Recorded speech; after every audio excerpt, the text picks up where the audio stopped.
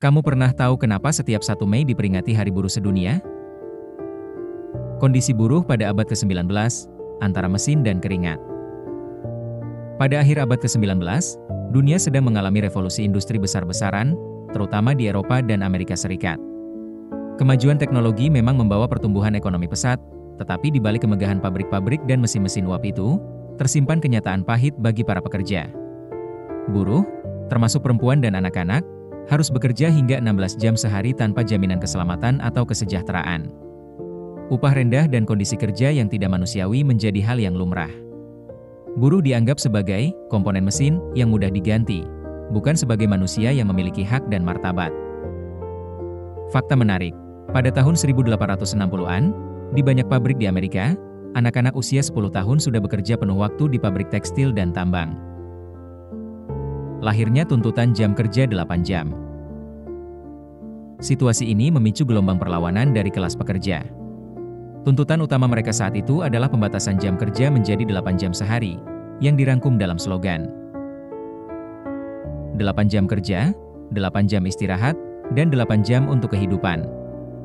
Organisasi buruh seperti Federation of Organized Trades and Labor Unions, cikal bakal AFL-CIO, mulai menyerukan mogok massal jika tuntutan itu tidak dipenuhi. Maka, ditetapkanlah 1 Mei 1886 sebagai Hari Mogok Nasional di Amerika Serikat. Fakta menarik, tanggal 1 Mei dipilih karena merupakan awal tahun fiskal dan musim semi di banyak negara, melambangkan permulaan baru, baik secara ekonomi maupun simbolis. Tragedi Haymarket, titik balik sejarah. Puncak aksi terjadi pada 1 Mei 1886, ketika lebih dari 400.000 buruh di seluruh AS melakukan mogok kerja. Di Chicago, yang menjadi pusat industri, aksi berlangsung besar-besaran. Namun, 2 hari kemudian, pada 3 Mei, bentrokan antara buruh dan polisi terjadi di luar pabrik S1 MCHE Pronunciation Cormick Reaper Works, menyebabkan beberapa buruh tewas. Sebagai bentuk protes, pada 4 Mei digelar demonstrasi damai di Haymarket Square. Namun malam itu, sebuah bom dilemparkan ke arah polisi, menewaskan 7 petugas. Polisi lalu membalas dengan tembakan brutal ke arah massa. 8 tokoh buruh ditangkap dan diadili, meskipun tidak ada bukti bahwa mereka terlibat dalam peledakan. 4 dari mereka dihukum gantung dan 1 bunuh diri di penjara. Peristiwa ini dikenal sebagai tragedi Haymarket, dan para aktivis yang dihukum mati dikenang sebagai martir Haymarket.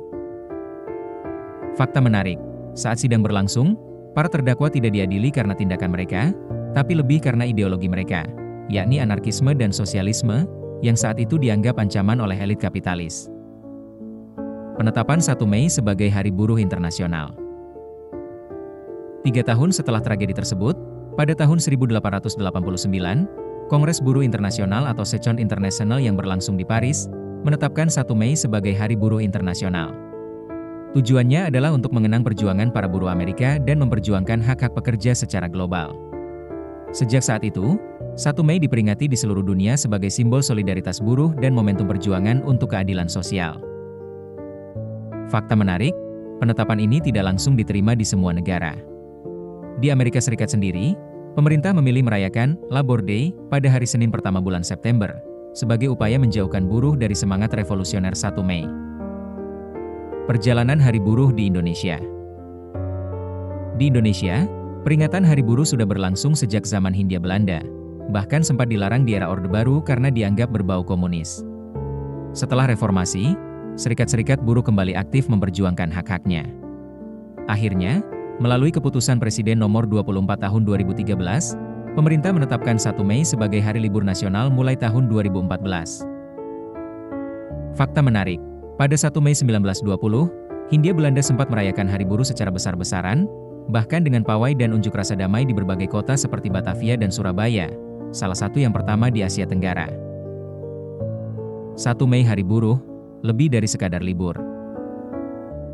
Hari Buruh bukan hanya tentang libur kerja, melainkan momentum untuk mengingat sejarah panjang perjuangan kelas pekerja, refleksi terhadap nasib buruh saat ini, dan upaya bersama membangun keadilan sosial dan ekonomi. Dari jalanan Chicago hingga pabrik-pabrik di Indonesia, semangat 1 Mei adalah tentang suara mereka yang selama ini terpinggirkan, para pekerja. Follow faktain_id untuk hal menarik lainnya.